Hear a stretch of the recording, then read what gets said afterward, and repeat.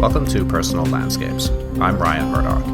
For show notes, club member bonuses, and more conversations, go to personallandscapespodcast.com. The pretty little town of Weimar was the crucible of German high culture and the birthplace of both democracy and, later, dictatorship. It was home to Goethe and Schiller, Nietzsche and Liszt. It gave its name to the Weimar Republic, a vibrant but troubled period of hope and innovation racked by hyperinflation and political instability. And it was an early stronghold of Adolf Hitler's Nazi Party. It's easy to look back at the period between the two world wars and diagnose how it all went wrong. Surely catastrophe could have been avoided. Why did so many people sleepwalk into disaster? Hindsight is always deceptively clear, but life looks very different when you're living it. Historian Katja Hoyer tells the story of Weimar, and by extension, Germany's descent into chaos, through the lives of ordinary people, giving us a vivid sense of what it must have been like, year by year, as they tried to put food on the table, build businesses, and feed their families, even as a terrible darkness descended. Katja is the author of Weimar, Life on the Edge of Catastrophe, and of Beyond the Wall, her history of daily life in East Germany. That was the subject of an earlier Personal Landscapes conversation, and you can find it in the archives. She is a columnist for the Berliner Zeitung, a regular contributor to The Spectator, The Daily Telegraph, and Unheard, and co-host of the new Reichs and Republics, the German history podcast. She's incredibly prolific, and you should really check out her work. We spoke about Weimar as the center of German culture, how Elizabeth Nietzsche tarnished her brother's legacy, and how democratic hope turned to Nazi terror. This podcast relies on the support of listeners like you to keep going. The entire thing is a one-man show, and I can't keep funding it out of my savings. We're getting a lot closer, but Personal Landscapes has to become financially sustainable this year to continue. You can stop it and me from fading into history by joining my members club. You'll be supporting an independent, ad-free podcast that publishes carefully curated conversations like this one, backed by decades of reading. Don't sleepwalk into disaster. Sign up today. And now, here's my latest conversation with Katja Hoyer.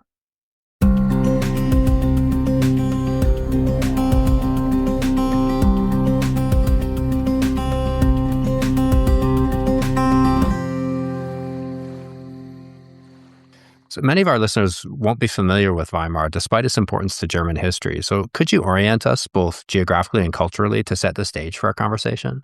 Yeah, it's interesting because people, when they hear the word Weimar, they think automatically almost of the Weimar Republic. It's a time, it's a period, rather than a town. But of course, the Weimar Republic was called after the town of Weimar, which is in the center of Germany pretty much exactly. It was then, even as the borders were different to today, and it still is. It's about halfway between Hamburg in the north and Munich in the south.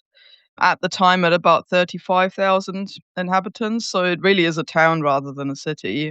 And it looms much larger than its actual physical size, I would say, on the German psyche, because it's regarded as the culture capital for many Germans. That's where the most famous sort of German poets, among them Goethe and Schiller, who I would say probably have the status of maybe Shakespeare in the English-speaking world. They're really kind of at the heart of the German literary tradition.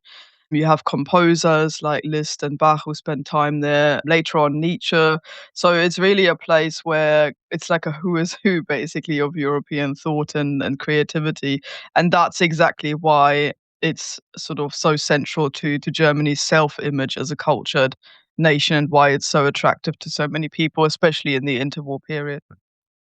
I didn't know that Marlene Dietrich lived there as well. She described it as one of the happiest periods of her life. Like, I'd always associated her only with Berlin, I guess, because she lived she was born down the street from where I lived in Kreuzberg. So I used to pass her house often. So it's so many characters. Yeah, and I mean, she here. really is a Berliner, and I think that's why, because of her Berlin identity and the way that she shaped kind of the culture of the era really later, I think she's very much associated with that. But like so many other people, her mother regarded Weimar as the place where young cultured women should spend some time to soak up kind of Germanness, as it were. And what I found particularly interesting is that Marlene Dietrich herself says that she was so fascinated with Goethe in particular because her biological father died when she was very young. Then her mother married again, and even her stepfather then died in relatively short succession whilst she was still a teenager. And so she regarded Goethe, this kind of famous German poet, as a sort of father figure, almost as an Ersatzfather, and she describes how she arrives in Weimar and she's just absolutely in awe of the houses where he lived, his garden, even she says she was even jealous of the women in his life and sort of walked around their houses and sort of regarded them with, kind of a teenage, envy in her heart. So yeah, it is really quite a place. It attracts lots of people in Germany, even just for a certain period in their lives where they feel they want to kind of immerse themselves in the heart of German culture, and Weimar is that place to very many people. That was just one of the many surprises I found in your book. So why now? Why did you decide to write about this period after tackling everyday life in the DDR? Well, I sort of felt that it's a period. I mean, it's often and for a long time been used to draw comparisons to today's world. I feel that's not a new thing as such. After all, we teach this history even in countries where that aren't Germany. This history is being taught as a kind of cautionary tale about how democracies can die, about how a society can slide into sort of dictatorship and barbarism. But I feel that recently these comparisons have really ramped up. You hear, for instance, political opponents being called a fascist more often. People make Hitler comparison. I mean, people say, for instance, Donald Trump is literally like Hitler, and there's me as a historian who wants to say whatever else he is, he's not literally Hitler. So, it's that kind of thing, really. There's something about that time period, I think, that rings particularly resonant right now. And therefore, what I wanted to offer as a historian is a sort of a detailed and intricate and sort of street level look at this time period so that people could go there almost for themselves mentally and kind of have a look around and draw their own conclusions from it. So this is sort of an offer to, rather than drawing simplistic conclusions or just using it as a sort of moral argumentative weapon, today, this is my offering to say, have a look, see what lessons can be drawn, perhaps even for your own personal life. That's why I chose so many different people in the book. Yeah, I really like the method you've applied both here and in Beyond the Wall, looking at major historical events through the lives of individuals. Because it's so easy to look back at a period and judge it in hindsight, but when you're living through the events, you have no idea where they're headed. And your approach brings this turbulent and confusing time to life in a way that other histories just don't. So how did you hit on that? I mean, as a writer? Yeah, I mean, I did a little bit of this sort of thing already in Beyond the Wall in my GDR book, because then I assumed that the only way of making this really quite unique, I would say, historical experiment relatable and understandable for people today all across the world was to go through kind of an empathetic approach to try and that's not to say that, my sympathies are with every person in the book, that's certainly not the case. But I think understanding, kind of putting yourself into the shoes of somebody else, understanding their world is always helpful, regardless of whether that person acted morally or not, because it helps you kind of understand what they were faced with, why they decided to do what they did, and then even if we're saying we want to take this forward to try and prevent a similar thing in the future, we still have to understand why people did the things they did in the first place. So for this particular time period, for the interwar period, I find it's often told from a kind of bird's eye perspective. It's very much a political history. You look at the breakdown of democracy as a political event. Same with the Wall Street crash. We look at figures like there's 6 million unemployed Germans, but what does this actually mean? That's kind of what I was trying to get to. What did this look like for someone who was there at the time? What did it even look like if you weren't one of those 6 million unemployed and you were looking at this crisis as, I don't know, as a middle class person who's worried about what those 6 million unemployed people will do in their frustration, that kind of thing. So I again figured that the best way to do this would be to sort of go down to this granular level. And in this case, I've taken it a step further than I did in Beyond the Wall, in that I've picked not an entire state, not an entire system, but just one town, a specific set of people that I follow throughout the book. Whilst in the GDR book, I used an individual story for each chapter to kind of illustrate the point. But these people kind of come and go as they're useful for the points I'm trying to make. Whilst in the new book, I follow their stories all the way through this entire period, because I think it's important to understand that somebody who became, say, a convinced Nazi wasn't one in 1919 simply by the fact that there wasn't a Nazi movement. So this kind of transition from one to the other and how people responded to those events was important for me to trace. So it's a kind of step on, I would say, from what I did in Beyond the Wall. You follow these lives year by year in parallel with the larger political developments, and you found some really remarkable characters. So, who was Karl Varick, and how did you discover his story? Yeah, so I was basically, after I decided that I want to follow this approach, I went to the town archive in Weimar and sat down with the archivist and basically told him what I'd planned to do. And did he have any ideas? I mean, you always, every historian knows this, you always have to keep the archivists on your side, because Hmm. they can tell you what they've got or they can not tell you what they've got in their archive. And whilst there are other ways of finding things, you might have no idea what you're actually specifically looking for as a historian. So I told him, and he came out with kind of box after box of these people's lives. You know, there was a baker, there was a civil servant, there was an actress, and all of these different people, and you just kind of sat there surrounded by the sort of paper document relics of people's lives and wondering like who to pick and what to do with it. And I'd already kind of started researching and got quite frustrated because I couldn't really find a central pin, like a linchpin as a person to really kind of follow this whole story through. They all had brilliant aspects of what I was trying to say, but I really needed someone who is kind of just your everyday German. But I've got enough, I can't make stuff up. It's not a novel, so I need enough source material. And then shortly after I started researching, the archivist got in touch and said, "I've just acquired this diary that you really might want to have a look at." And he sounded, already by his standards, he's quite a sort of pragmatic man, but he sounded quite excited. And I thought I better have a look at this, and it's an absolutely amazing diary. So Carl is a bookbinder, and so by merit of his trade, he was absolutely fascinated with the written word and books and writing and documentation. So he kept this incredibly neat and detailed diary throughout his entire life. He started sort of, I would say, around 1900 properly, but even then he traces his story back to his kind of birth and early childhood, in that he summarizes how he grew up. He was born in 1885, which makes it quite resonant for Wow. me personally because I was born in 1985. So in a way, I was kind of the same age now in 2026 as he would have been in 1926, and that's quite Yeah. a kind of resonance as well. But he's just such an ordinary person, not particularly political. He sets up a shop. So as I say, he's a bookbinder by trade, but he runs a kind of stationary shop with bookbinding services and also souvenirs, kind of that sort of thing, in Weimar, in the old town, from 1914. And then goes through everything that everybody went through at the time. So things like hyperinflation, the Great Depression, the rise of the Nazis, and he keeps his neat, detailed diary all the way through. What I found a bit frustrating sometimes is because he's not overly political, certainly not to start with. It's basically like a little travel diary, so he'll put in there what he did on a Sunday, and quite often it's an election on a particular day, and you think, "Come on, Carl, tell me a bit about that."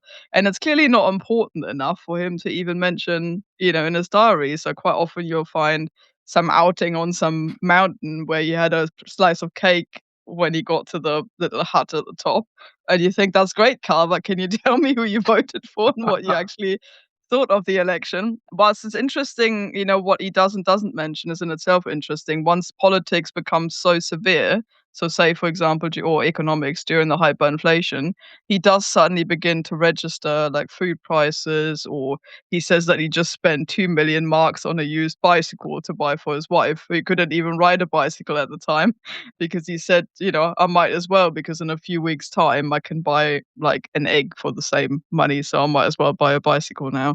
And so once, politics and economics become severe enough or emotional enough for him to actually talk about in his diary, that in itself is very interesting, because I think it tells you a bit about what it actually takes for these kind of big events to break into people's lives and become so domineering that they start thinking about it.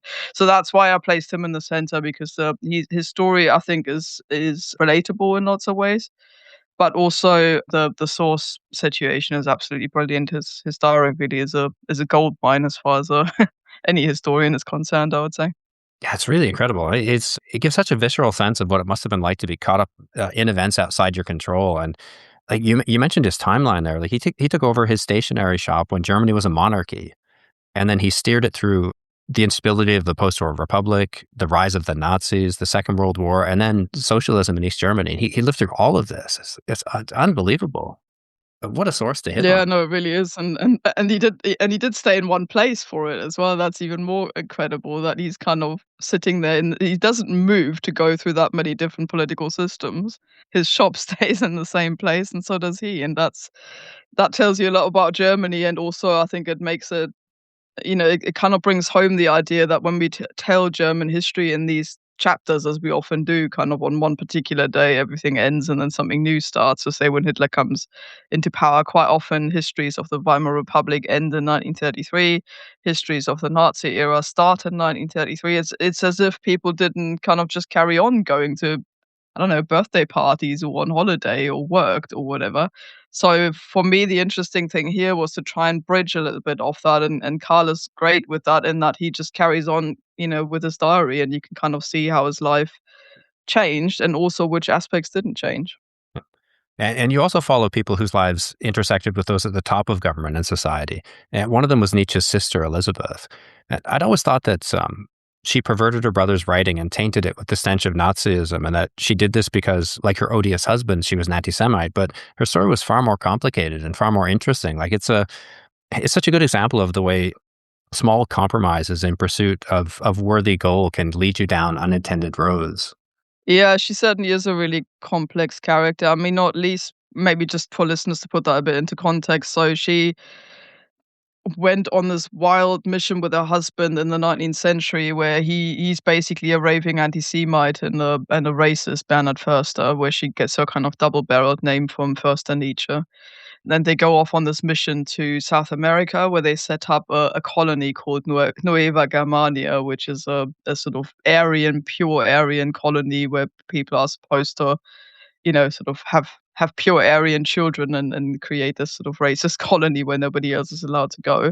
That project failed, perhaps unsurprisingly, and Bernhard Förster poisons himself in a hotel room, and so suddenly Elizabeth finds herself widowed and penniless and returns to Germany and finds out that her brother has not only become famous suddenly as a philosopher, and there's a little bit of a cult developing around him, but he's become mad at the same time. He had a nervous breakdown and is basically incapacitated.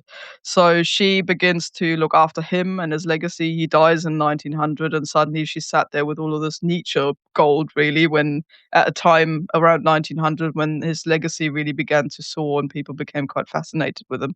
And so after the First World War, sorry, I should have said earlier, she drags him to Weimar when he's incapacitated so that he can die in Weimar, in this place of culture, and his legacy is much more easily furthered in a place like that, where you'll find people to donate money to you who, want to come and see this kind of Nietzsche shrine that she puts up.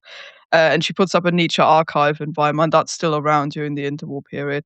And she's constantly cash strapped and looking for donors and political benefactors. And that's quite difficult in the Weimar Republic when politics kind of swings back and forth all the time with each election. So she becomes quite fascinated, not only because she's so old and believes in a kind of more autocratic system at this point, but she becomes quite fascinated with Mussolini. And that's sort of her early hook into the idea of having a dictator in Germany like Mussolini. Interestingly, though, as you say, she's more famous for later on offering Nietzsche to the Nazis and to pervert some of his concepts. So, for example, Nietzsche had this idea of the superhuman, kind of a caste of humans that stand above the everyday person, but he meant that in an intellectual sense, as in they're more enlightened, they're more free and creative to develop their own capacities and should therefore become leaders of other people. So the Nazis think, yeah, we can do something with that, and eventually it kind of becomes part of the whole master race ideology, like a kind of preempting that, like an ideological forefather of that, really. And his sister allows that to happen, furthers it, also changes some of the writing to make it more easily accessible and usable for people like the Nazis. But it takes a while for her to get there. Initially, she thinks kind of Hitler is very crude and too violent. She doesn't like the way that some of her Jewish friends and benefactors get affected by Nazi anti-Semitism, whilst at the same time telling Hitler that her husband was an anti-Semite, and therefore she can kind of be trusted with this legacy. So really complex character. And again, I try to sort of, as with everything else, take a step back, tell her story as it happened, using her letters, for example, which are really interesting and intricate and give you a deep insight, as well as her own personal voice, which is obviously quite rare when people aren't alive anymore, that you can directly get hold of the way that they spoke and said things. And in this case, we have that from Elizabeth because she wrote so much and was an avid kind of letter writer as well. So you said in writing about one of your subjects, Arthur Schmidt, you said the world before 1914 had been one where a person could travel to foreign lands and see the world and take risks. The world after 1918 was one in which death, suffering, economic collapse, and political instability were ever present. So what was the situation in Weimar as the First World War came to a close? So initially, Weimar wasn't quite as badly hit by the economic misery as a lot of other places because it is quite a middle class place because of this cultural legacy. It doesn't have large kind of factories or an urban kind of working proletariat, as it were. So people tend to be slightly better off on the whole than they are across the nation. But nonetheless, it does hit, kind of almost in the second wave, it tends to then hit Weimar because the people that live there are lower middle class, and their shops, for example, like with a stationery shop, they are immediately effective. People don't have disposable income anymore. And the same is true for Arthur Schmidt, who you just sort of mentioned there, who runs a hotel with his wife Rosa by the train station. It's not a fancy hotel, but it's kind of like an everyday, the sort of place that you'd find next to a train station today, I guess, quite a neat, cheap and cheerful kind of place. And so they do get hit by that as well. Arthur is also a classic example of a kind of man of his generation in that he volunteered for the war effort the moment the war started. He wanted to fight and do sort of his bit for Germany. He goes to the Western Front, comes back in one piece, which wasn't of course always the case, and is highly decorated, but he has to find a way of getting back into civilian life effectively and try and find a way of setting up his family in Weimar. And so taking over a hotel as he does is kind of one way of making sure that even if the job market isn't great, you've got your own kind of business to run. And that's how a lot of people try to deal with it. But it is a really, really tumultuous period. I mean, you've got political upheaval in Berlin. That's one of the reasons why the first parliament, when it's elected in 1919, why they sort of flee Berlin and go to Weimar to set up the new Germany, because they're just not safe in Berlin, where there's communist upheaval and a kind of counter revolution, if you will, by former veterans who basically brutally crushed these uprisings. So there's political chaos, the economy is up in the air, nobody really knows what's happening. But there's also, and this is what I found interesting researching this, there's also a huge amount of, I suppose, like a feeling that a new age starts. There's something exciting in the air, where does this all go? I mean, the whole future of Germany is literally on the ballot paper. When you think there isn't a constitution, there isn't the old regime has fallen, the Kaiser's abdicated. So it could be anything from a communist kind of Soviet style system to restoring the monarchy, which the Allies wouldn't have allowed, but particularly the Americans did say that wasn't on the cards. But technically, the entire thing is on the ballot paper. You can vote for any party in between those extremes. And they then sit down to write a new constitution. So this is quite an exciting moment where the papers are all going, you must go and vote, never in, they're kind of over dramatic with this. Never in the whole history of the world has a people had to make a kind of big decision like this, do go and vote. And people do. The turnout is massive in this early election, and people are really genuinely quite excited about it. So it's that mix, I would say, of insecurity, misery still from the war, all of the suffering that people have and are suffering from still, diseases being rife, that kind of thing. But also really the kind of view forward is also quite exciting in the way that it's a kind of tabula rasa moment for Germany. So the one thing they argue about all sorts of things. It's a really interesting and complicated setting. As you say, the world was wide open to these people at the time. But the one thing that the delegates from conservatives to communists all seemed to agree on was the unfair conditions of the armistice. You said that they felt the conditions of the armistice were justified by being forced on the old regime, the Hohenzollerns, but that this was unfair to the new republic because that old regime was gone. So what do you think of that argument? Fair or unfair? I mean, again, I'd hold my views back in the book. I do think it did neither one thing or the other, basically. They could have, just from a kind of pure effectiveness point of view, they could have put a harsher treaty on Germany, as Germany intended to do on the countries it was intending to vanquish. So it would have put a much harsher treaty in place, as we can see with the Treaty of Brest-Litovsk against Russia, which was subdued. So from that angle, you could have said it could have been a lot worse. The French actually wanted to break up Germany because they believed that it was the sort of source of all evil. It had only been founded in 1871 as a state, and since then invaded France twice.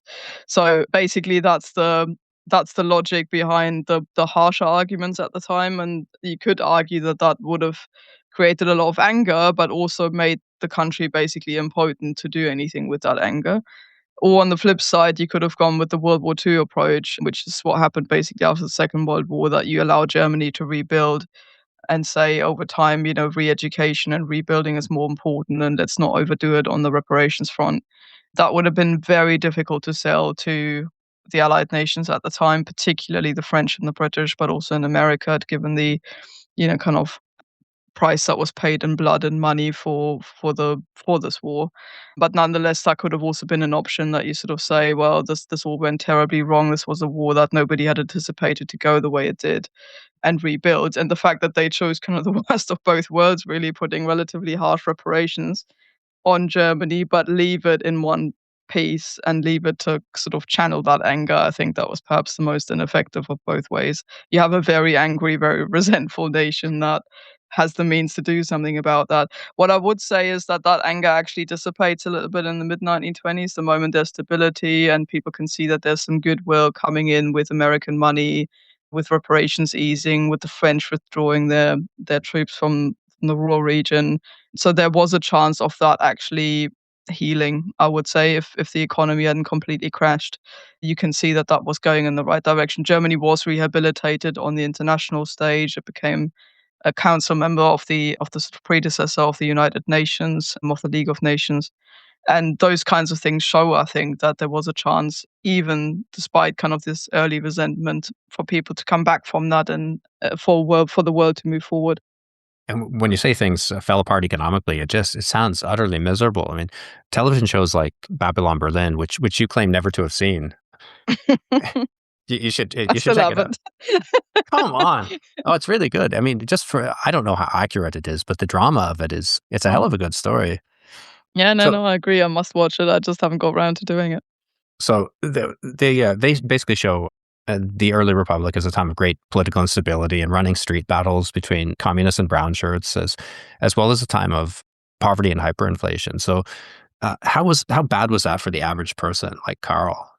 I mean, it was terrible. You have, this is also when you do see things in his diary where he talks about the whole misery. I think one thing, for instance, that I hadn't really quite anticipated was the scale of sort of diseases and other sort of terrible health conditions that were just going around. I mean, there's huge millions of people, not just the Spanish flu, which is probably the most famous example, but millions of people are affected by tuberculosis, which is one of the largest sort of killers of humanity really at the time. So that's a huge problem. You have this with, you see this kind of mentioned in people's diaries a lot, that somebody died of it, or somebody starts coughing and immediately there's that sort of worry. Is it just a cold or is it tuberculosis? Are people going to die from this? So a huge amount of kind of human misery tied up with these things that we normally see as kind of political and economic events, as it were. Hyperinflation, I found particularly interesting what it did psychologically to people. I mean, Carl sort of tries to keep the shop afloat by basically getting typewriters directly from source, trying to barter and change, and just changing one physical object for another, because money becomes utterly useless. But that really pulls the rug out from under people's feet, because imagine you saved up for like 20 years to try and get a little bit of a safety cushion on your bank account, and then suddenly your whatever 10,000 marks are worth literally nothing, and you can't even buy a loaf of bread from it anymore. It is just completely disconcerting. And that, on the one hand side, that creates a sense of, well, nothing matters anymore. So people become quite miserable and quite apathetic. You see election kind of figures going down, people not turning out for them anymore, that sort of thing. But also on the flip side, there's also a dizzying kind of hedonism and creativity going on because again, people just say, what does it matter? If life as we know it doesn't mean anything and anything can change from one second to the next, you might want to take a risk or, just not care about your kind of day-to-day responsibilities as much and just sort of live your life in that way. That in turn worries the conservatives because they think there's a moral decay going on with all the dance craze and the Weimar kind of culture and all that. And you get this sort of culture war breaking out. So it's interesting how, you see all of that unfold in people's lives and how they each respond to these upheavals that I think, as bad as things may be right now, they're not on that sort of scale. And this is what quite often struck me when I was researching this is that yes, the pattern may be the same. So for example, we do and did have quite high inflation, say, for example, and people can see prices in the supermarkets go up, but we can still go out and pay for things. Money still has value. It's not on the scale where you think might as well buy a used bicycle for 2 million right now. Yes, I'm just gonna get an egg for that 6 months Yeah, later. I that's think such a great we're example. not on that. Yeah, no, it's just mad, and that breaking that An down egg, a once and single just egg. putting yourself there. Yeah. Unbelievable. Or Well, the Bauhaus movement, which sets up in Weimar, the sort of famous modernist art and architecture movement, they hold their key exhibition in 1923, right at the height of hyperinflation. So something that I hadn't really thought about, because again, this is often viewed in isolation as a piece of art history, effectively. What I hadn't really thought about is when this happens during hyperinflation, how do people even get there? They have to buy a train ticket. So the ways that I found, like one guy just got hold of some Swedish currency, some krona, and he sort of just changes it right before he buys his ticket. So it's literally like the moment you buy your train ticket, you just go, right, I'm gonna change it now, and then immediately do that. So that was one way of doing it. Another guy walked all the way, I think it's from Leipzig, so like literally a few days journey kind of on foot because he just couldn't have afforded the however many million it was at that point in time for a train ticket because it's just absurd. So, to even life kind of carries on as with this exhibition, they just did it, but it was incredibly difficult and it must have been absolutely mad. I mean, how do you even pay for a cup of coffee or, for the tickets for these things? It's just weird. but it really, your method really brings it home, though, in a way that's you can directly relate to, like that Carl's decision to buy a bicycle. He said in his diary that he was determined that the desperate economic situation wouldn't crush the happiness he had found with his new wife, and he just gets on with living anyway. I mean, I can relate to stuff like that in a sense of looking back at my own life after university and being really stuck without any money, but in far less desperate circumstances. So you really connect to this time in a way that other histories don't. I want to ask you a language question related to that. Actually, you mentioned that Carl and his wife used their bikes to go on hamster raids in the countryside. And I first heard that in Berlin during COVID when Berliners were hoarding toilet paper, throwing Kreuzberg into crisis. Like, do you have any idea where that comes from, that word, that term? I think it's because they did it. I don't know if it's older than that, but they certainly did it during the First World War civilians when rationing became so bad that there wasn't enough sort of food to buy in the shops. So if you were in the cities in particular, that's a huge problem. Whilst in the countryside, if you're a farmer, I mean, yes, stuff gets requisitioned, but there's nothing to stop you from taking a few sacks of grain and putting them in your basement and hoping that nobody notices. So people would go, and Carl does this during the First World War as well. They'd literally just go on their bicycles or on foot out into the countryside and barter with farmers. So you take like your grandfather's watch or something and say, can I have some of your grain and some eggs and some of that pig that you slaughtered yesterday, please, and offer them physical goods for it in return. Or you'd find, I don't know, like cherry trees or whatever, and just go and pick up the windfall from it. So that sort of thing is called hamstering in German, I think, because like a hamster, and there are hamsters, wild hamsters in Germany, who would kind of go through the fields after a harvest and stuff all the remaining sort of seeds into their hamster cheeks. And I guess that's what it reminded people of, when there's kind of housewives walking around with their sort of aprons or whatever and just stuff it, yeah, not in their cheeks, but like stuffing everything into their pockets and into their clothes as much as they could as they were out there and, taking all of that home. And I presume that's where the term comes from. And I try and explain it once, but then people use it so often in their diaries that I kind of just went with it and thought, people will get the gist of that. Well, it's much more visual than hoarding, right? It's a much better term. No, I think so. Yeah, this idea of kind of being hand to mouth as well, I think is Mm. very much part of that. German has a lot of really good words like that. My favorite was always Schnapsy Day, and a brilliant idea that you get while drinking. I think Schnapps, yeah. my life has been the result of one long series of Schnapsy Day. Pretty unfortunate ones, but we won't talk about that. So a new republic wasn't the only institution born at this time. You said that the state of Thuringia was also born on the 1st of May 1920, and it would go on to play a key role in the rise of the Nazi Party. So could you give us a sense of this new state? Like, what did it encompass and why now? Why did they set it up at this time? Yeah, I should maybe say to listeners as well that Germany is a federal state, almost like the US. It has been since Bismarck set it up in 1871, with the brief interlude of the Nazis being the one exception where they centralized it. So the question after the First World War, once not only the Kaiser had abdicated, but also the sort of nobility underneath. So people sometimes forget that, but there is still a king of Bavaria, for example, a king of Saxony. Weimar had a Grand Duke of the Grand Duchy, and so he's forced to resign. So now the question is, what do you do? How do you reorganize this? So in the first instance, all of these former sort of duchies and kingdoms and so on become republics, kind of within the big republic of Germany that Germany becomes. And with Thuringia, because obviously nobility structures are always based on dynasties. So the idea that territories may not necessarily organically belong together, but they happen to be in one political entity because somebody once married somebody else whose territories were then merged, that kind of thing. So the area where Thuringia is today and where it was in 1919 is a patchwork of all sorts of things. It's one of the most fractured territories in Germany, I would say. So where, say, Bavaria is quite a nice, neat kingdom, even though there are kind of subcategories like the Franks and things like that as well. But Thuringia is really quite a messy patchwork of all sorts of kind of political entities. So to give you one example, today the capital of Thuringia is Erfurt, which isn't far from Weimar, but it's a bit sort of to the west. That couldn't have been the capital of the Thuringia state then because it was still in Prussia. There was kind of the slight bow almost or kind of like a dip on the map, which made Erfurt part of Prussia. It's still a big joke amongst people in Thuringia today that there's this kind of rivalry between Erfurt and Weimar, not least because one belonged to Prussia and the other did not.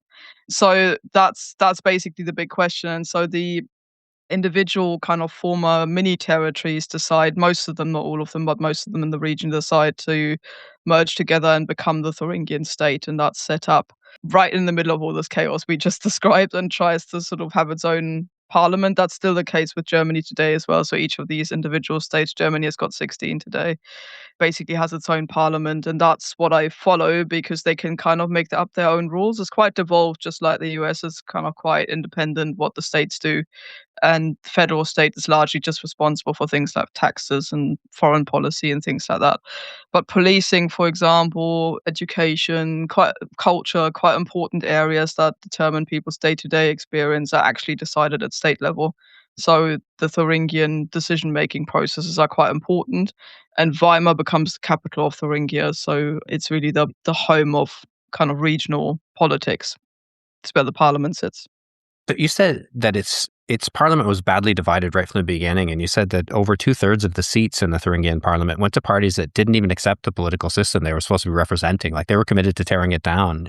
Did this reflect what was happening in Germany as a whole? Not so much in 1919. I mean, and then you still, certainly on a national level, you've got basically parties. The majority of them are Republican, Democratic parties. Are Republican in the sense of not having a king or a monarch. So that there's support for that nationwide. Thuringia is always a bit more complex because whilst Weimar didn't have a large working class population, Thuringia does. So, for example, it's got quite a large weapons industry. It always has done. Famously, for example, the Walter PPK, James Oh, wow. Bond's Oh, I weapon. didn't know that. Yeah. Yeah, no, Walter is set in Thuringia. They are kind of a local weapons factory, that kind of thing. So, there are workers, lots of them in Thuringia, and they vote KPD, which is the Communist Party, and SPD, they're quite left-leaning.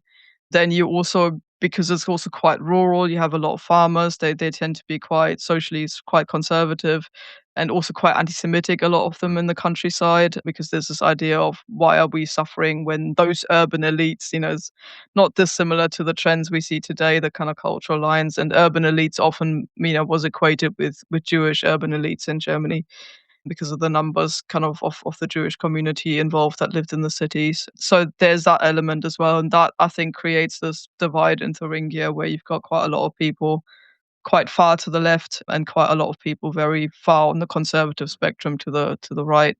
And then lots of people like Weimar, for example, is, as I say, very middle class. So they tend to vote for the middle class parties. But that's also the group of people who are very early on frightened of what the workers might do and of communism. And so they also turn to whoever shouts the loudest that they're going to do something about communism. Yeah, so this it simplifies a lot of up and downs in their fortunes, but how did that fear pave the way for an eventual Nazi victory? Was that a big cause of it? Yeah, I think so. I mean, people often equate this sort of misery because it's so obvious when you look at voting figures that the Wall Street crash and the following Great Depression had a massive, massive impact on the fortunes of the Nazis. I mean, in the 1928 election, which is the last one before the Wall Street crash, they only get 2.8%, the Nazis, despite the fact that they do everything then that they do later on. Very good propaganda. They consolidate the Nazi party, the movement itself. It's got a massive influx of people.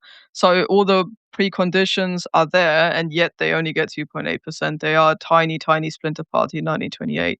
And then by 1930, they're already on, I think it's 18%, something like that. And then it rises very quickly and they become the largest political party. So the Wall Street crash has a huge impact. Because of that, people often think it's the 6 million unemployed people who go and vote for the Nazis. But they actually, when you look at their voter spectrum and who voted for them, it's the lower and middle classes who are overrepresented compared to the proportion they make up of the population, because they are frightened of what the unemployed people will do if they're kind of left to their own devices, because they are often, of course, former workers and will therefore radicalize. And you do see an increase in KPD voting, so communist voting as well. Not on the same scale as with the Nazis. They're just not as good at electioneering. They're never going to get financial support from people who can afford to pay it, because obviously they fear to lose it under communism.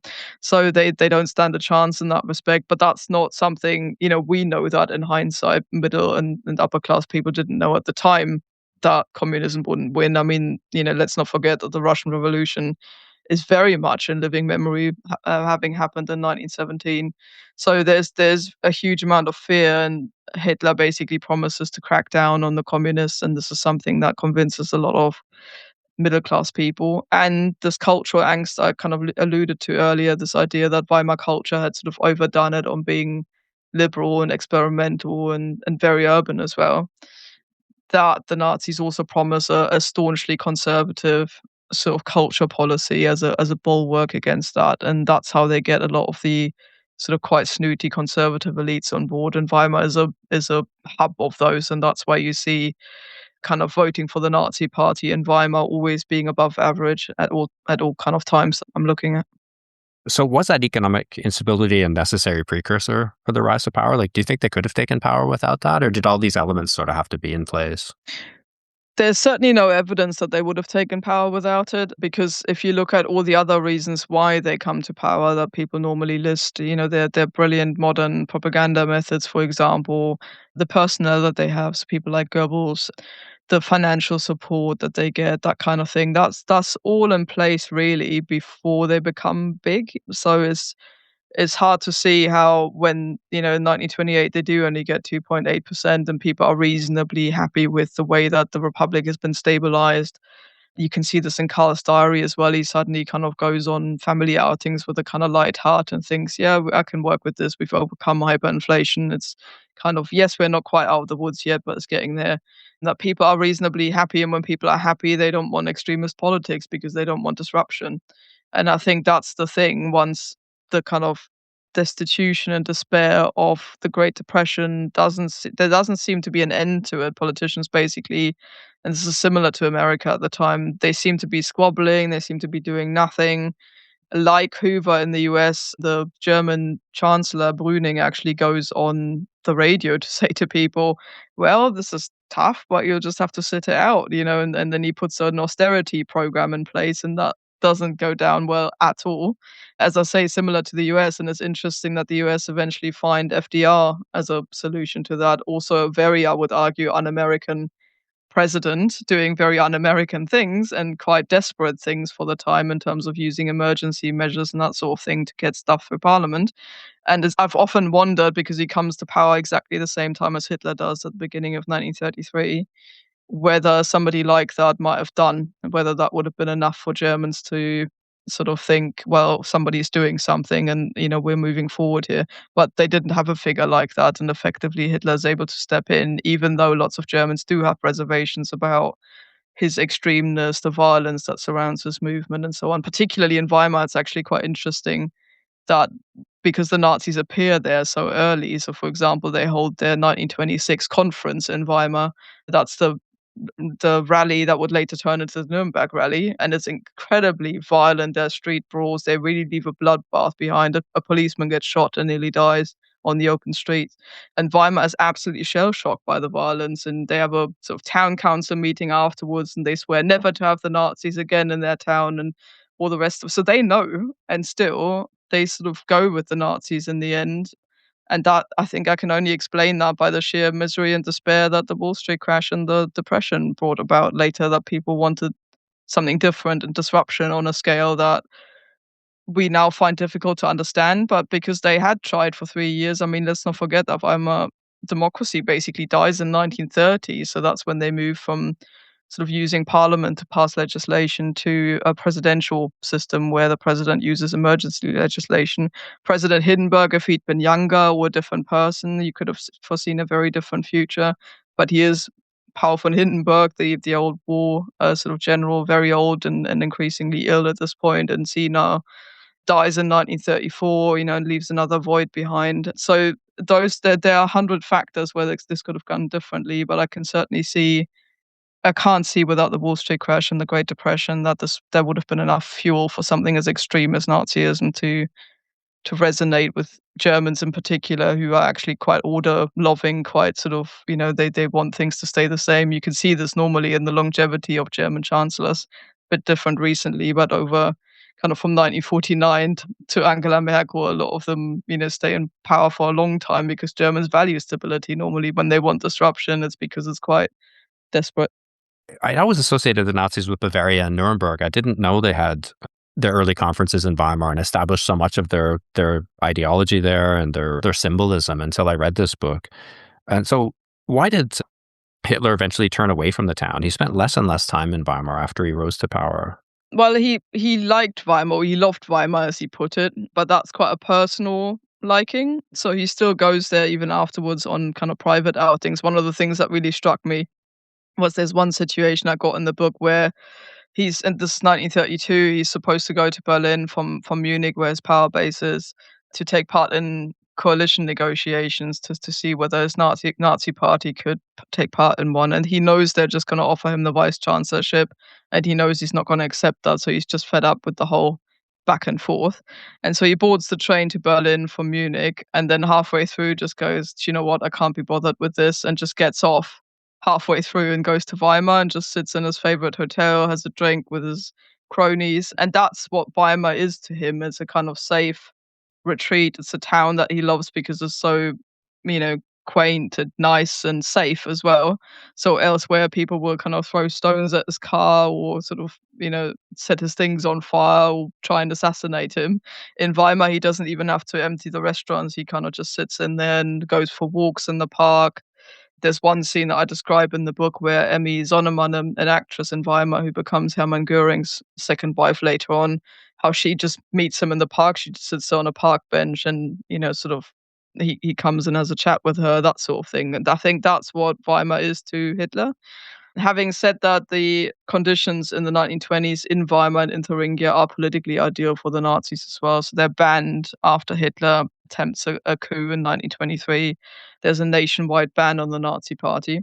And there are 6 local Nazis in Thuringia who happen to get elected not on the Nazi ticket because they just stand as independents or under a different name, but they get elected into the local parliament, into the Thuringian parliament, and they are needed for a conservative majority so that the left doesn't run Thuringia, and so they go with that, and their condition is that they want the Nazi party re-legalized in Thuringia, and the conservatives say, "Yeah, whatever, what's gonna happen," and allow that to happen in 1924. And so suddenly Thuringia becomes a bit of a safe haven for the Nazis to go to relaunch, to do rallies. There's also plenty of local support, so Hitler knows that he can rely on the people from there. And that's why it becomes a bit of a hub kind of in the center of Germany for the early Nazi party, and why I think it makes it so fascinating, because this is where people come in contact with Hitler and with the Nazis right from a stage where they're not in power yet, and where they can see what he's like, what his movement's like. And so, for me as a historian, it was a fascinating thing to watch how people respond to that when they're not desperate, when they're not kind of looking wild-eyed for solutions to problems that they face, but when they're kind of confronted with the cold reality of Nazism. Yeah, so when Hitler's party did finally win enough seats to form a make or break parts of a conservative coalition, he used that leverage to take over two key ministries, interior affairs and education. Why those, and how did that accelerate his rise to power? Yeah, this is a really fascinating moment. So Hitler comes to power in Germany in 1933, but in 1930 they first join one of those regional governments, and this is the Thuringian one. It's the first. So in Weimar, you have the very first government that has Nazi participation. And as you just said, the Nazis basically demand what they see as the two key ministries. They've only got 10% of the vote, so this is not a major party as such. They have 10%. And they did, but without them, you can't have a conservative majority in that, or a right wing majority in that parliament. So the others reluctantly agree to have the Nazis in there and give them what they want, namely interior and, as you say, education. And Hitler's interesting because we don't have much introspection from him. He wasn't a great letter writer. He didn't keep a diary or anything like that. Mein Kampf his book is very obviously written for posterity and to make kind of political points. But there is a letter that he writes when those coalition negotiations are going on. He does write a letter to a benefactor who lives abroad and who remains anonymous, but we have that letter. And in that, he sort of starts speculating on why this is so important. And he basically says that with interior, you control policing, security, you can kind of change all the local elites in the civil service, and that's exactly what they start doing. They purge kind of the entire state apparatus with everything that belongs to it, of Democrats, of left-leaning people, of Jews. So, for example, they force kind of Jewish elites out of banking, out of hospitals. When there's a new doctor to be appointed somewhere, they get a say over that and force Nazi candidates in. And this is really, really important because even when that coalition collapses relatively quickly, those elites have been swapped out and they stay swapped. So even later on, the police chief is still a pro-Nazi man in Weimar, and that means that every time there's a political rally, he's gonna have his allegiances and act accordingly. So that is important. And for education, it was called Volksbildung. So this is people's education. So it's not just education; it's also the one university that there is in Thuringia in Jena. It's actually the one where I studied as well. But that was under Nazi control. Suddenly, you had a culture. So, for example, the Nietzsche archive that we spoke about earlier. Elizabeth sits there and she thinks, well, maybe I can deal with this man. If I can get him on side, then I can get money for my Nietzsche archive because it's part of this culture slash education. Theater plays, they suddenly have to justify what they put on and what plays they play, that kind of thing. They start banning books. So, for instance, All Quiet on the Western Front is the most famous example. They require schools and libraries suddenly to make a list of who stocks it and why, so that really don't want to be on that list, obviously, at that point. And then they start banning the teaching of that kind of thing. They change education, so kids now have to finish the school day with these so-called hate prayers. So they basically introduced 5 kind of prayers that kids had to say, and 3 of them were outright hostile to the Republic, to the point of kind of, being so critical of the system itself. So that's why Hitler writes that he considers those 2 key ministries, because you can kind of permanently change the way that the state works. Even if you're then out of power, you've already made your mark and sort of really, drilled a hole into the protection of the state. Why did the other parties tolerate their abuses of power and their thuggery in the early days when somebody could have done That is something? a Because very good question. like Wilhelm Yeah. Frick, they brought him down. They were they weren't impregnable. So was it because the fear of that they would just trigger yet another election and more instability? Yeah, there's that, and also the fear of, again, communism, socialism. I mean, you kind of imagine the political spectrum in Thuringia as two blocks. You got a left-wing bloc, SPD and KPD, so the Social Democrats and the Communists, who would actually rule together as well. So this is something that worries the conservatives, that they could actually work together, whilst on the national stage is slightly different because they're quite hostile to each other. But there had been this kind of idea of a red Thuringia. That was always the kind of scare phrase that went through the press. And then you've got a conservative bloc that ranges all the way from outright kind of anti-Semites and pro-monarchy people, kind of staunchly conservative, all the way to sort of liberals, national liberals, and sort of people pro-democratic liberals, and that bourgeois bloc, if you will, that middle class bloc, and the left wing bloc, they have pretty much parliament kind of split in two, and they always the majorities or minorities are so narrow. That's why Thuringia kind of switches back and forth between those two. And then when the Nazis have 10%, the middle class parties sit there and say, well, we got more in common with them because they don't want to steal our property, and they are vaguely conservative, even though they're a bit outrageous, but really they kind of go in the same direction. They also hate the Treaty of Versailles. They want fairly similar things, and surely if they only have 10%, I mean, this is a coalition, I think, of 5 parties in total, if I have the numbers correctly. So they feel that this isn't a big deal, they can kind of hem them in. But the parties to the furthest on the left within the conservative spectrum are also the most worried about this. They're not entirely happy with this, and they do and ah about it, and Hitler just basically rocks up personally in Weimar to lead the negotiations, and then he just leaves them there. He kind of just says, "This is my offer, take it or leave it," and just walks out on the negotiations. And his lackey basically wrote himself afterwards that the mood in the room just immediately changed. People just said, "Well, what are we gonna do if we have new elections? That's not gonna solve anything. What if next time this narrow majority goes the other way and the lefties get a majority?" That's sort of the spirit in the room. And so they just go, well, let's just do it. He's not going to be the leader of Thuringia. He's not going to, the Frick, his candidate, Hitler's candidate. We can just work with that and give them some of what they want, but really kind of run the country or the state, sorry, ourselves.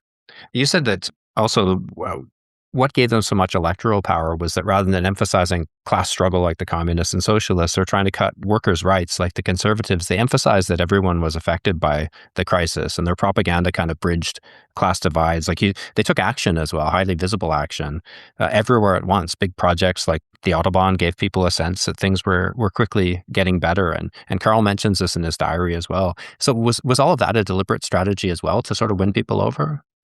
Yeah, no, definitely. I mean, they saw, and again, this is where Thuringia is important, because they tried some of these things in Thuringia in 1930 to see what would work and what wouldn't.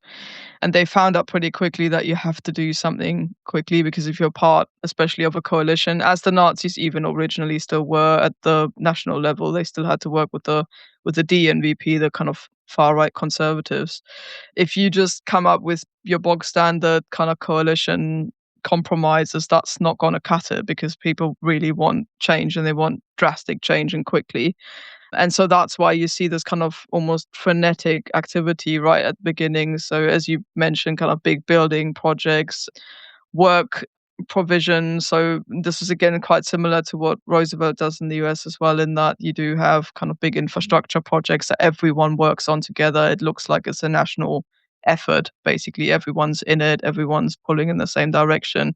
It creates social cohesion, but also it means that visibly people can see that things are moving forward for the first time. Stuff isn't shutting down, shops aren't dying, restaurants aren't being closed, but actually new things are being developed, and that has a very visible effect. I was quite struck by the way that Karl wrote in his diary.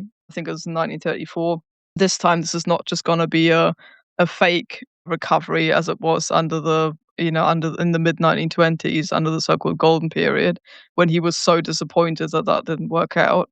He says this time it's for real, and he was willing. Hitler said he wants 4 years, and he was willing. He says in his diary he's willing to give him that time. because he can see that things are moving forward, and he was happy with the progress. It took a while, but he could see that it was all going in one direction. So that's why they get a lot of early support. I would say they sort of reached the height of their powers probably 1935, 36, when the war isn't in sight yet, and people really sort of feel en masse that things have moved forward economically speaking, and that they have stability again. And so if you weren't sort of Jewish or belonged to any other group that the Nazis had outright targeted, even workers, if you were previously a communist or a socialist, you could choose to just leave your party, which was illegal now anyway, keep your head down and use the Nazi offering of cheap holidays, of subsidized, housing, of saving up towards a car, that kind of thing, and kind of lead a quiet life. And that's exactly what the majority of people do, even those who are uneasy with the system. Yeah, you mentioned subsidized holidays there. That's something that would come as a shock to many people, that the Nazis had their own travel agency, basically, and with the sinister sounding name Strength Through Joy. My Jesus. I first came across that I wrote a magazine feature for a travel magazine back in Canada about the island of Rügen.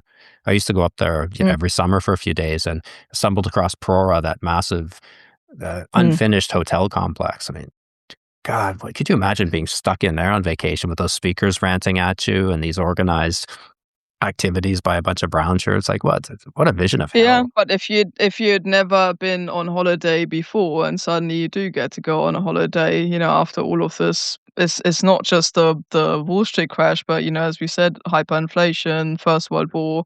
It's really been, a long time at that point, 20 years, mid 1930s to 1914, since people had any stability. And if you're working class, you wouldn't have gone on a holiday previously. Maybe a kind of weekend somewhere, but not on a proper holiday, and suddenly you get a subsidized place. I mean, I use Carl again as an example there because he actually goes on one of the cruises. I couldn't believe it when I read that in his diary and thought, "You've literally done everything."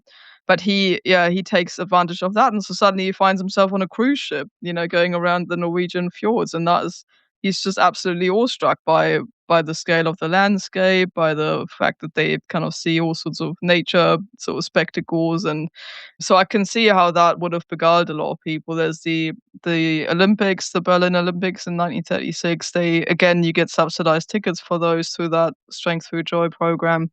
Again, a massive spectacle that people wouldn't have sat in a stadium of that size because there wasn't one of 100,000 people or so that fit into the Olympic stadium. It was, people were awestruck by the things that the Nazis could somehow manage when the previous governments hadn't even got the jobs, let alone holidays and housing and recovery.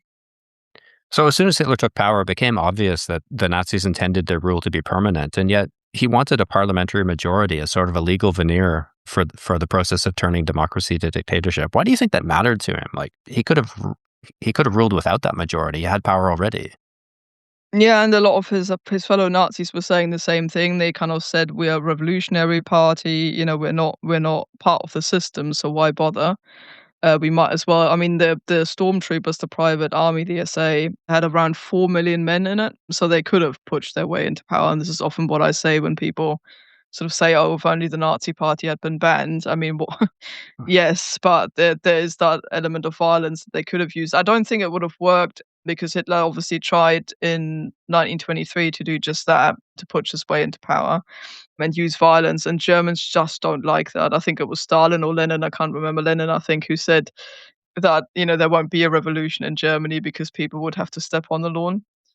Or that, if when they captured, I think that was Lenin actually, when you capture a train station as part of the revolution, Germans would go up there and buy a ticket first. It's that kind of thing. Germans like their ordered structures. They don't really like upheaval, especially at that time when they've just come out of the German Empire, which was kind of very rigid, low crime rates, safe, if authoritarian, but that's sort of where people come from mentally. So, kind of pushing your way into power and doing the revolutionary thing, I'm not sure that would have gone down. Certainly not with those all important middle and upper classes who support the Nazi uprising. They want a civilized veneer that they can buy into. But yes, that's, I think, an important aspect of the way that Hitler sort of operates and works, that he gives people the opportunity to buy into the idea that this is a civilized, ordered, legal system.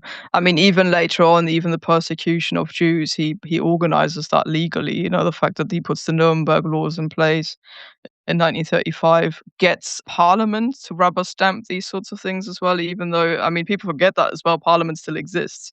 It's just that he abandoned free elections because he banned all the other political parties, but he still calls Germans up to sort of vote for the Nazi list. You know, they still have to go up there and basically say yes to the list that the Nazis put in front of them, and that Parliament still decides important things.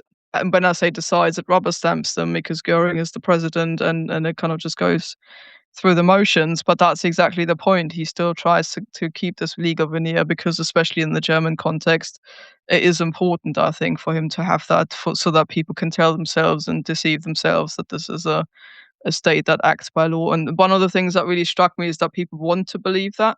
So there's one scene in the book where a Nazi official turns up and tells Karl that his house is going to be demolished because the Nazis want to restructure Weimar and make it kind of a Nazi model city, and there's supposed to be a colonnade where his house is currently. And he's outraged by that. You know, he lives in a state where there's no respect for the rule of law. He knows that people are being thrown into concentration camps. He knows that all of this stuff is going on. And yet he cannot believe that the Nazis can just turn up and sort of confiscate his house for a minimal sum that he gets given by them. And he tries to take legal action, actually goes to a lawyer and says, you know, surely there's something we must be able to do. But that just goes to show how much people wanted to buy into the idea that this is a legally solid sort of state. The other example that really stuck with me too was Arthur Schmidt, the hotel owner.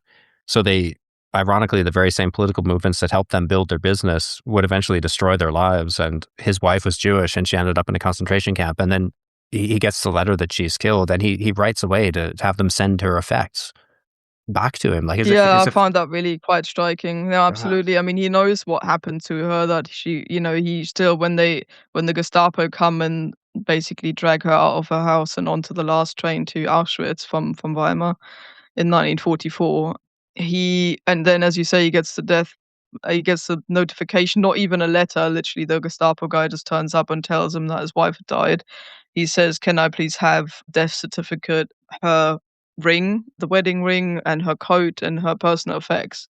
And you just think, you know, we know what Auschwitz looked like in 1944. So it's absolute depravity, absolute chaos. We also know what would have happened to Rosa, literally on arrival, to his wife. And he clearly has no idea about the conditions. I think people knew that these were bad places. I think he also knew that his wife had been murdered, because I think that's the main reason why he probably wanted a death certificate, I would imagine. But still, the way that he writes a formal letter to the commandant and asks for her personal effect, he clearly had no idea that they were all robbed from victims upon arrival, that there would be literally nothing left of Rosa because she would have been gassed to death, and then her effects, you know, stolen from her even beforehand. Even if they had any gold teeth, they were still knocked out afterwards. I mean, there was literally nothing left of Rosa, and he just didn't know that clearly, and still believed that there was some sort of order in this German state, because I think people wanted to believe that because it was easier to believe that. You can really see that. I was also quite struck by one of the Nazi officials in the 1930s locally in Weimar, who writes back basically to the authorities and he's a pro-Nazi, to say we really need to think about locking people up without legal process in concentration camps because people don't like it. That's what he writes back. Basically, there's grumbling about the illegality of it and about the process, because people are uneasy about the idea that anyone could just be grabbed off the streets and be flung into a concentration camp. And the fact that even Nazi officials kind of recognize that there's a danger in that people need to at least be given a chance to believe that these are legitimate places. And that chance is often enough. That's the kind of straw that people clutch to believe that it's okay what's happening around them.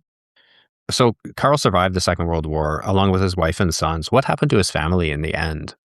So it's really quite a tragic story in itself, because whilst Karl survives and so does his wife, his son is called up when he's 18, Wilhelm, to military service. And he's really a bookish child. He wants to be a bookbinder, kind of a lanky, skinny boy who really isn't cut out for military service, but has gone through Nazi education. And I would imagine, it's hard to tell from the diary, but he would have been properly sort of Nazified, I think. So he doesn't resist or anything when he gets called up. He just sort of gets given a uniform, military training, gets injured in the war, but survives and comes back just before the end of the war. And as he is kind of on home leave in Weimar in 1945, the Americans come and bomb Weimar and then occupy it. And during that time, he was just about to be sent off to the front lines again, Wilhelm, his son. So he's found basically in uniform, and all men of military age who were found in uniform were apprehended and put into either kind of POW camps or sort of other facilities. So he gets arrested by the Americans, ends up in the so-called Rheinwiesenlager, which was like an open air sort of internment camp run by the Americans, which is sometimes called the hunger camp because so many people died in there. It was really overcrowded, bad conditions, and so on. So Wilhelm manages to flee from that. He kind of just crawls out from under the fence and rocks back up at home, and everyone's momentarily happy. And then Weimar, as part of the post-war deal, is handed over to the Soviets because it becomes part of East Germany in exchange for Berlin. They basically barter some territory back and forth. So they hand it over to the Soviets, and the Soviets again begin to, in their denazification effort, begin to look around for men in uniform of military age. And they capture Wilhelm, and he's put in a concentration camp in Sachsenhausen, which is north of Berlin, which the Soviets repurposed as what they called a special camp, as it was run by the Soviet secret police, by the NKVD.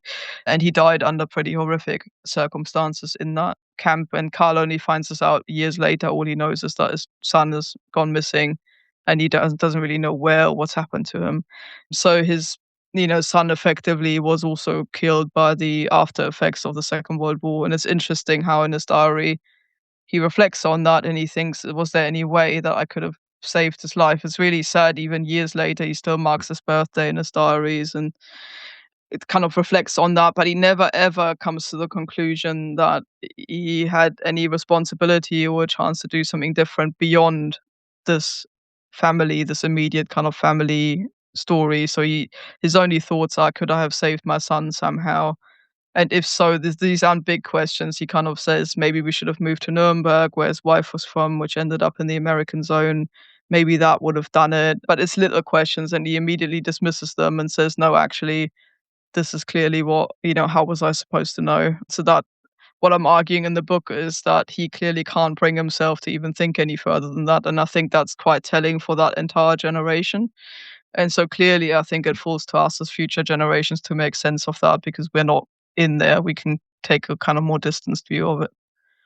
Was that a common sentiment among those who lived through those years, that individuals never stood a chance to change the path of history or even of their own life?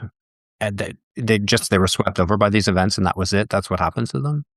Yeah, and that's what made a lot of Germans quite sulky and defiant at the end of the war. You get this sentiment very, very quickly that they see themselves as victims, that they wallow in this sort of sense of, well, we were all deceived by the Nazis as well. What were we supposed to do?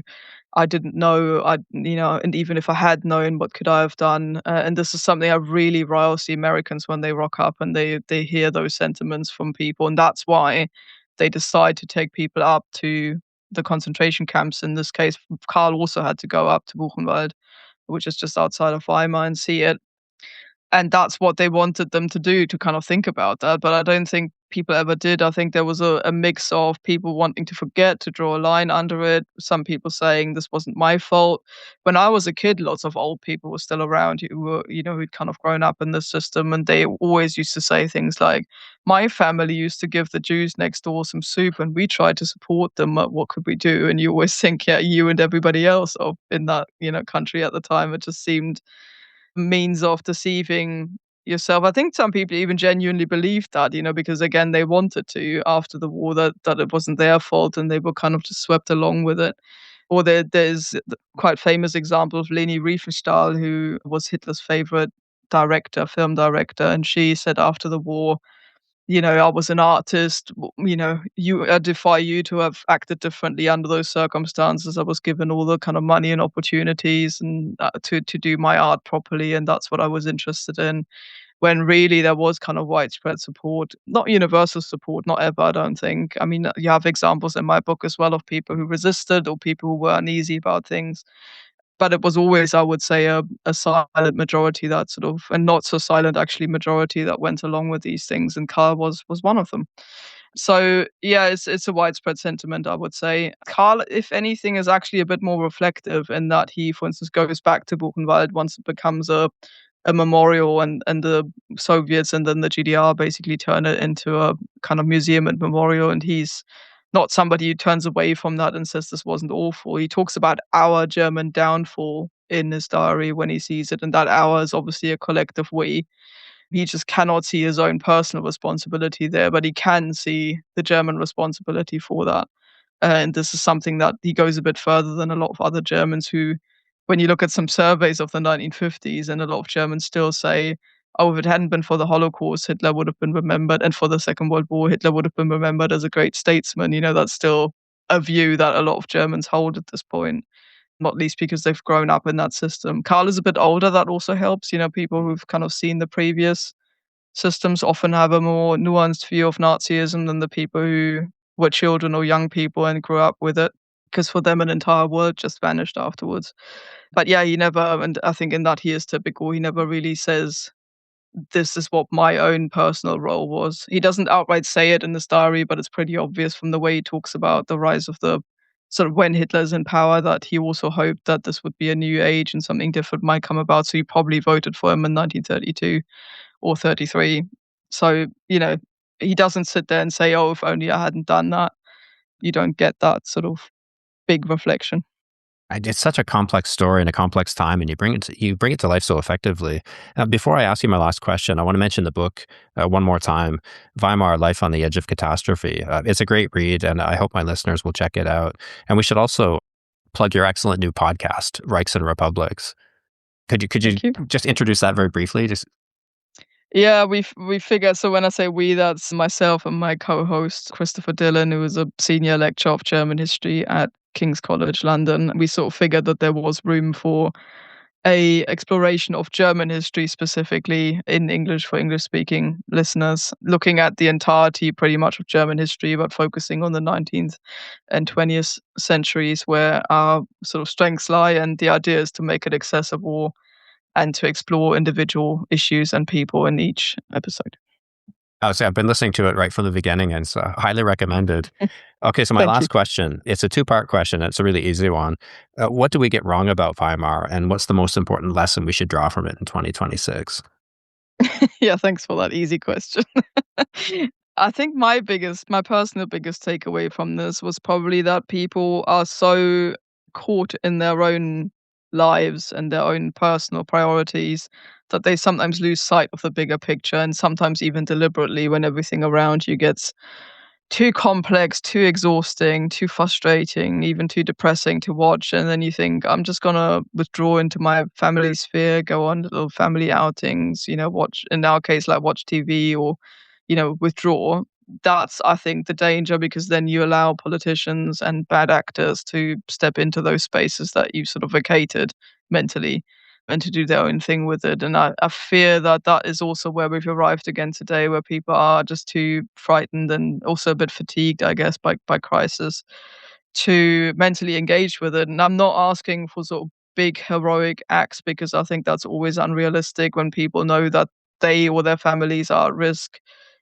It is too much to ask to say, step out there and sort of risk the lives of yourself or of your children, because very few people would actually do that.